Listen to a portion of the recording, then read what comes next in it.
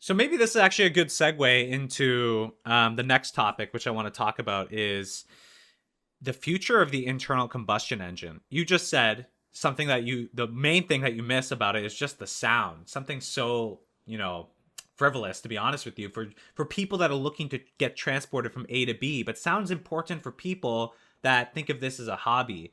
So I personally think that in the future, internal combustion engines, and I actually don't know how far in the future, it could be a lot sooner than we think. I think they're going to become a niche market in North America. I'm not talking about third world countries yet or anything, but I think North America, certain areas in Europe, I think it's going to be niche to high performance vehicles. Honestly, Yeah, that's what I really think, because I can't see any of the downfalls of electric only vehicles. Like you just said, it was only the sound that you miss, has nothing to do with getting from point A to B. yeah. I mean, I totally agree. Like with all these, like with more people getting electric, it's almost like the thing. It's going to make everything else that isn't electric rare, and it'll just make it that more appealing to at least the people who do appreciate the automotive combustion engine a lot more better. It'll take some time. It's not going to be immediate, but it's definitely going to get some. It needs some push from like the government. I know, like with President Biden, he signed a new executive order or something like that to make all government vehicles electric by a certain time. So it'll just further, I guess, put that into people's minds. Like it may not be everyone, but it's like that post driver who's driving an electric vehicle. He's like, well, I like this car. Maybe I should get one for home, and then it's just gonna like snowball from there. Even for like friends, all you need is one person. Like I think I'm the actually no, my other friend with the INAC, but no one else that I know has an electric vehicle, but they all want to know about it. Or my neighbors, they saw it for the first time, and I had like literally an hour conversation with him because he doesn't. I guess he heard about it, but he doesn't know anyone that personally owns one. So for him, it's like completely new. Or like my mom, she's like, she was asking about my car and how it, like when I back into the garage, like, oh, watch out for the CO2. I was like, Mom, it doesn't provide CO2. You don't have to worry about that anymore. So it's like all these little things that many people aren't aware of and they don't know too much about. But yeah, it's just an education process. People, it has to just go more mainstream. And right now, Tesla's more for people who are tech savvy, that are a little bit, not saying that it's not for tech savvy, but people who are more tech savvy would be more aware of it. It's more like in mainstream toward that demographic. And I think the push, like you just mentioned what Biden's doing in America, but also look at what Canada's doing. There's a tax credit actually right now for Canadian businesses where you can write off up to $55,000 for your business if you pick up an electric vehicle. And this write off is not depreciated over an amount of years like a capital asset. It's a single line item write off in year one as an expense, up to $55,000. I know you're looking at Oh, me like I've you're, never heard of it's that one before. exactly. I never heard of that one until I talked to my accountant like a week ago. Uh-huh. And I mentioned this to him. He's like, oh, no, this is a new initiative by the Canadian government because they Oh want shit. to go ahead and make sure businesses are using efficient green vehicles. And this is, I think, what Tesla also has behind their back into this is, climate change. Like what's happening with climate change around the world. People think of automotive vehicles that are consuming gas as being obviously one of the major contributors into this. So Tesla's not only like riding this wave of, this is just a better way for transportation to be done in the future, but it's also killing two birds with one stone, and it's Mhm. changing the way we're dependent on fossil fuels with every car today, all the trucks.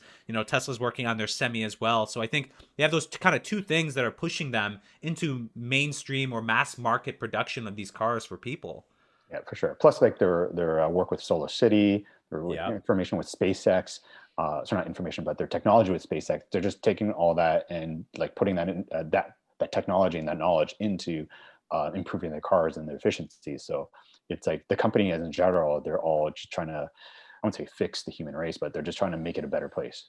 Like I Yeah. don't want to jump on the bandwagon or anything, but like even with like Elon Musk, like he's super smart, but like at least he's doing some good things. He's not like trying to like destroy the earth too much, but Yeah, yeah, yeah. He's definitely still making a lot of money. Let's not yeah, forget, but at least the things that he's doing are helping in terms of like what the Earth needs. yeah, Off of fossil fuels. Tesla's one way. He's obviously taking the money from Tesla to invest it in SpaceX. yeah. Get us to Mars one day. Who knows if that'll happen?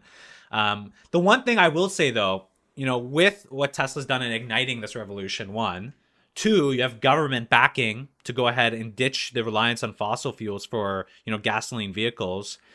You know, I remember, I think maybe 5 years ago, I thought, electric cars, that's a long time away. Yeah. Like, I didn't think about it, like, even being a good option for Canadians, because you hear everything about the cold weather impacting batteries. You have your batteries in your cameras, like even the camera I'm recording right now, it gets impacted by cold weather and I lose 50% of it. Yeah. But those things are being fixed. When do we see like true mass market adoption? I know Tesla is potentially working on an even cheaper version. There are rumors of that in the future. Yeah. And when that point comes, I don't know how people would decide I want a gas car at that point. I think the biggest factor is the cost. The cost of the Yeah. battery is the main differentiating factor, and I can't remember their threshold per kilowatt. Like it's like $100. I could be making that up again, but once they can get that, then it's literally just that's the biggest expense of the car, the Right. battery. Everything else is like steel or technology or software and everything. So, I mean, up like if you had like two cars, exact same price, but one is EV, like why would you want to go for gas, right? That's Yeah. the convenience of it. Maybe there's range, but even then, like the range compared to like 5 years ago is just that much better. The charging stations, at least with Tesla, they're like you can go cross country, Canada, or East Coast, West Coast, Canada, or even in the States. There's just so many. But I think the at least in the States, just because they have so many Teslas, I know there's a lot of people that sometimes have to wait in line to charge. But here in Canada, like on the map, it'll actually show you how many free stalls there are. There's never any that are completely full. Maybe it's because of COVID, but And look, like we're talking about range, but what's the honest true range you can get out of any car that's a gas engine? I maybe get from my Lexus IS350, it's a 2006, max on the highway full tank, I get 600 kilometers. yeah, I get like 550 on my Elantra, and which is pretty good. Like I think on my so on the Tesla long range that I have, it's rated for 518 or so at the time that I bought it, the February model or whatever it is. We did one road trip to Prince Edward County, and I did like the full amount in the middle of the summer with AC running at least the first half. When we came home, it was like at night, so it wasn't maybe not running as much. But I think we hit 470 or so, 480. So it wasn't the full 518 or five that they stated, but it was pretty good. Like it's not like I'm ever going to go. It's not often that I'm going to do the full like trips. Like I'll do some trips to like Montreal or like to the East Coast before, but you just have to do a little bit more planning. And it's not like you can't do it, but you just have to plan your route a bit more better. And actually, that's one thing that Tesla does for you. They will, if you say you put your destination to go from like here to like say Nova Scotia, it'll track how long it takes to, not how long, but the distance it takes to get there and where are the most optimal spots to charge along your route, as well, Right. like planning everything. Like by the time you get to this supercharger station, you're going to have 20% left, or you could like go further and sorry, like go further and have like 10% left. And you just want to maximize your time spent there. So it's like a cell phone. It'll charge the quickest from 0 to 50%, and then it'll just kind of throttle it down. So it's not as quick for the last like 10 kilometers or 10, 20%. So same thing with charging. Like you want to go arrive when you're close to empty, charge really quickly. And then after 50%, it'll kind of like slow down and maybe charge a little bit more. And it'll be near empty when you're at the next charging station. I think that's another factor for making that decision. Refilling your gas car would probably take like 5 minutes. Refilling your electric car could take 30 to 40, I guess depending on the state of charge, 30 to 60 minutes. So if you're in a rush, maybe gas isn't your thing. But if you're driving like 500 kilometers, you're on a road trip, like I'm assuming you're on a road trip with your family, take that time to like get some food, take some time to like go groceries or stretch your legs or something like that. But if you're driving like 500 kilometers daily for your commute and you have to charge it, maybe electric isn't the thing, but you shouldn't be commuting 500 Then I kilometers. feel bad for Yeah. what you do. Oh Yeah. God, that sounds horrible. So, But like even look at like the new Model S that just came out, right? The Plaid Plus version gives you 836 kilometers of range. yeah, That's a not lot even of that. It's range. like a Like, diesel car. It's not like you're going to ever drive that all in one day, right? So, yeah. And and that's just what they're doing right now. And they're updating it either with software or through revisions in their technology of their battery. yeah, Like you just chemistry. mentioned, they did that they added 20 to 30 kilometers of range in a software update for people. Yeah, Is that stuff that's mind blowing? And I'm just looking at, the Model S, and even charging times, they're obviously making strides to improve the charging times. I think that's one of the, main things that people are worried about is those charging times.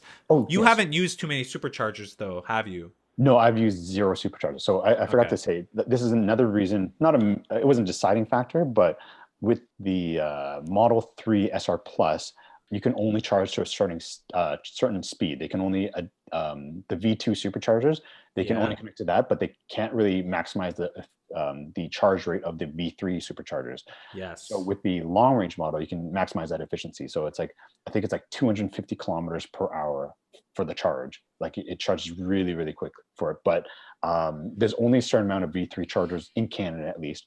I don't even know if there's any in the GTA, but I think they try to put it more on highway roads. So like if you're going cross country, you just charge quicker. And that's something, just a nice kind of reason why I kind of also chose the long range over the SR Plus was the ability to charge at V3. But haven't had to use it. I charge it at home all the time. I go and yeah, even on that one road trip or going up to the cottage in Barrie, yeah, I could make it home with the same charge with still like 30-40% left. And another thing we actually didn't talk about, because there's just so many advantages to this, it's like we're going through the list, but most people in their daily driving, what do they want out of a car to feel strong? What do you need in terms of like accelerating on an on ramp or passing somebody? You need torque. Yeah. And this car has just instant torque. It literally, you put your foot down on the pedal and you're just gone. There's no downshifting. There's no waiting for the engine RPM to rev up. There's no catching the clutch. So you're engaging in your gear. It's just instant power. And that's actually what most people care about. It's not like I need 1,000 horsepower. What they need is to be able to go from 30 to maybe 70 very quickly, right? To actually be safe when you're driving. And Tesla has that. And that's the benefit of electric cars. Yeah. I think the easiest way to explain it, like this instant torque, is having a electric drill. Like you just squeeze it and it's just accelerate like quickly, like just spinning, spooling. Whereas you don't have to wait for like a delay for gas to like combust to turn it. It's almost like instant acceleration. You release it, instant off. And I think that's the easiest way to explain how a electric vehicle works. It's just like instant on, instant off. Yeah, and most people don't need like anything more than honestly for street driving, Oh yeah. 300 horsepower. That's fine, but it's about the torque because most people are going from 0 to 60, 0 to 100. Nobody's doing, I look at Tesla, they're claiming you could do up to 200 or 320 kilometers per hour on the new Model S, but Yeah. those are the fun stats, which by the way is like supercar blows supercars out of the water in a lot of cases, which is still messed up for maybe a quarter of the price. But for most people, again, like you look at some of the benefits we just talked about, range, that's not an issue anymore. You're getting software updates, the technology is constantly changing. Power, perfect. You have more power, better, more usable power than an internal combustion engine, right? And then we just didn't even talk about this part two, no repairs. Like what did Tesla tell you? What was the maintenance cycle for these cars? Yeah, just I don't think there was any maintenance cycle. Like, Yeah. I mean, they have their owner's manual where they're saying like, check the brakes, but with the one pedal driving where you don't even use the brakes, you don't really have to like. I probably use the brakes 3% of the time, like more during the winter time because you can't. The battery's not at optimum temperatures for recharging, but in the summertime, like I rarely ever use it unless it's an emergency and I have to like brake at the last second. But you just kind of let off the pedal and let the gas or the engine, sorry, the battery regenerative brake your car. Right. And this is another thing. Like when you think about the cost equation of should I invest more in an electric car, gas, all this other stuff, but then repairs. People a lot of times think, oh, I don't need to worry about the repairs. But Actually, over time, right, you think about you need to change your oil, you need to change your spark plugs, your air filter, all of these other pieces that you don't necessarily need to do for a car like this. Transmission oil changes, all of these things that are happening you don't necessarily think about, but they take time, they cost money, and just more problems that can happen. Like the more variables you have to control, the more issues can potentially arise. so I think actually maybe one con is maybe the cost of repairing a Tesla if you do so happen to get into an accident is maybe a little Mm, bit more just because they don't have you have to go to a specialized Tesla. You don't have to, but like a lot of probably mechanics aren't aware of how to fix it or like body shops or anything.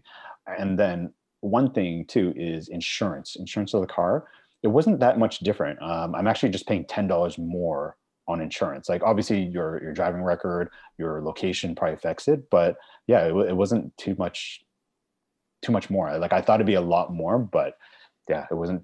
this is comparing a Hyundai Elantra to a Tesla Model 3. So for So that's a comparison. great point, actually, that I didn't talk about. We didn't actually mention yet. Is none of these Teslas really, the Model 3s, are out of warranty yet, right? Because they all have 8 year, 240,000 True. kilometer Yeah. warranties Yeah. On the battery or drivetrain or something like that. I can't on the remember. battery and Yeah. drivetrain. You bring up a good point. When those do go out of warranty, what's going to happen, because you can't really go to an independent mechanic. I doubt there are too many at all, right? It's just Teslas, or Tesla is the only people that can really fix these cars if something mechanically goes wrong. I know they have like Tesla authorized mechanics. Like they probably like give you like a training course, and then they're able to learn. Because I know like I've Okay. seen some where they say like, oh, we are a Tesla authorized mechanic on site or something like Right. that. But actually, one good thing about Tesla, which is sorry not related to the warranty, but they have the mobile service, which was super convenient. Like never experienced it in my life, but I had to get like a little minor body panel fix. Like the door was slightly